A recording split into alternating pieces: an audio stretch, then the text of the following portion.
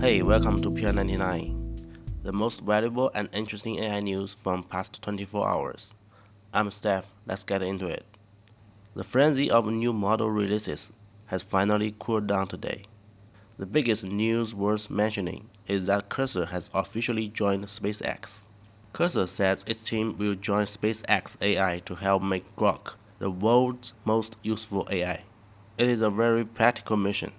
Given Grok's strong recent performance, I'm very excited about this combination.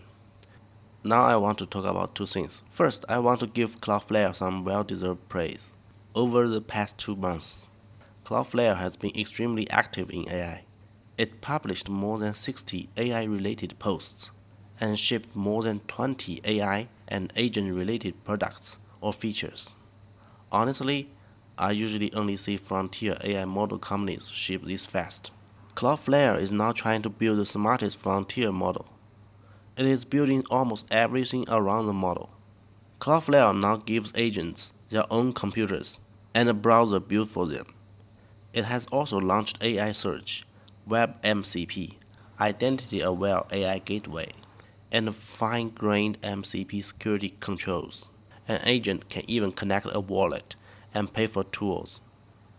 Most AI companies are competing to build the brain. Cloudflare is building the roads, security checkpoints, and payment rails around it. That is a very ambitious strategy, and the amount Cloudflare has shipped deserves much more attention. The second thing I want to talk about started with a product that appeared on my timeline. It is called Yila.ai. The company described it as Codex science. It can do things such as source finding, literature review, scientific figures, etc. The product looks useful, but I don't really want to review it today. What interests me is that what Yila tells us about building AI apps right now. Just 1 year ago, things looked very different for AI startups. Last year, you could pitch an AI app for a promising industry. If the story was good and the team was strong, raising money was not that hard. This year, investors ask a much more brutal question. You finish explaining your product, and they ask, what happens if Codex or Claude Code adds the same thing as a plugin or skill?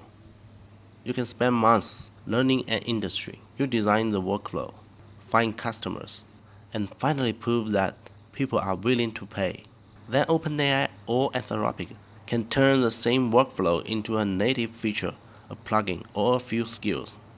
The startup discovers the demand. The platform turns it into a feature.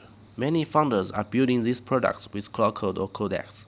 They are building on top of the same platforms that may later move into their market. The platform companies don't need anyone's private code. They already own the foundation model.